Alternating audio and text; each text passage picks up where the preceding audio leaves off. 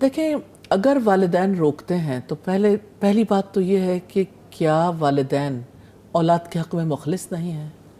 کیا وہ مسلمان نہیں ہیں؟ یہی وہ باتیں ہیں جو ریاکشن تک بھی لے جا سکتی ہیں، رد عمل تک بھی، اور صبر تک بھی لے جا سکتی ہیں۔ اب سوال یہ پیدا ہوتا ہے کہ ریاکشن اندر سے کیوں ابھرا؟ کہ دل یہ چاہتا ہے کہ والدین چونکہ مسلمان ہیں اس لیے انہیں سمجھنا چاہیے اور انہیں اس کام سے نہیں روکنا چاہیے۔ ریاکشن سے بچ کیسے سکتے ہیں کہ والدین مسلمان ہیں لیکن وہ یہ نہیں سمجھتے جس کی وجہ سے وہ روکتے ہیں، تو پھر جو وہ بیچ کا فیکٹر ہے نہ سمجھنے والا، اس کے لیے محنت کرنے کی ضرورت ہے، اور اس کے لیے ظاہر ہے صبر کرنے کی ضرورت ہے، اور اس کے لیے یعنی سپیس دینے کی ضرورت ہے۔ اچانک کوئی سمجھ نہیں جاتا، ایک نشست میں ساری چیزیں کسی پہ الٹ دیں تو کسی کو سمجھ نہیں آ جاتی۔ اس کے لیے انہیں بھی ایجوکیٹ کرنے کی ضرورت ہے، لیکن انفارملی۔ آپ کا رویہ، آپ کا طرز عمل، آپ کی گفتگو، آپ کا قرآن و حدیث سے، اور خاص طور پر رسول اللہ صلی اللہ علیہ وسلم کے بارے میں بات چیت کرنا، اور صحابہ کرام کے بارے میں، اور گھر میں ایسی مجالس رکھنا، اور کھانے کے موقع پہ اور مختلف یعنی معمولات میں کہیں نہ کہیں کوئی نہ کوئی چھوٹی چھوٹی بات کرتے رہنا، اور یہ کہ زیادہ خدمت کریں، والدین کی زیادہ قریب ہوں۔ اس کا یہ جو رد عمل ہے یہ بتاتا ہے کہ ہمیشہ ریسیونگ اینڈ پہ رہیں، کیونکہ ہمیشہ جو لوگ لاڈلے ہوتے ہیں، جن کی ساری باتیں مانی جاتی ہیں، ان کے اندر ریاکشن زیادہ آتے ہیں۔ اور جب ایک انسان صرف ریسیونگ اینڈ پہ رہتا ہے تو نیچرلی کوئی سٹیج ایسی آ جاتی ہے جہاں اسے دینا ہوتا ہے تو اس کے لیے وہ دینے کے لیے تیار نہیں ہوتا۔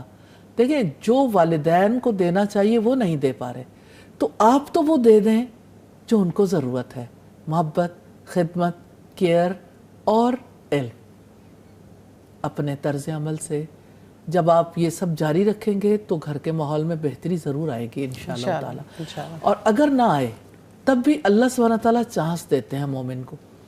اس میں آپ ان کی بھی آزمائش ہے اور یعنی والدین کی تو ہے، لیکن دراصل آزمائش اس کی ہے جو اس سچویشن میں ہے، جس کو سمجھ ہے کہ اب وہ کیا کرتا ہے۔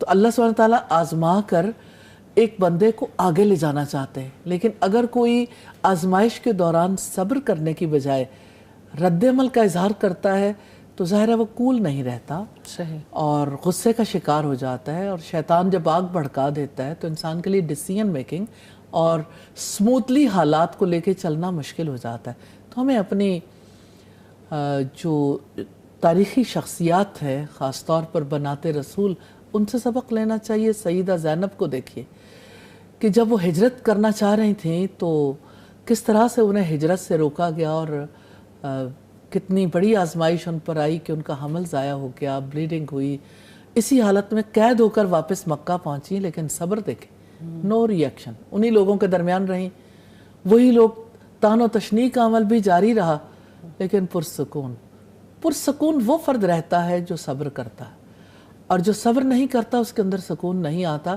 پھر اس کے سارے یعنی اگلی سٹیجز کے لیے جو کریکٹر چاہیے انسان کا کہ پرسکون ہو کر وہ ڈیسیژن میکنگ کر سکے اور ایک نئے عزم کے ساتھ کام کو جاری رکھ سکے، وہ سب کچھ یعنی غصے کی گرداب میں پھنس جاتا ہے۔ ٹھیک ہو، جزاک اللہ خیر استاذہ۔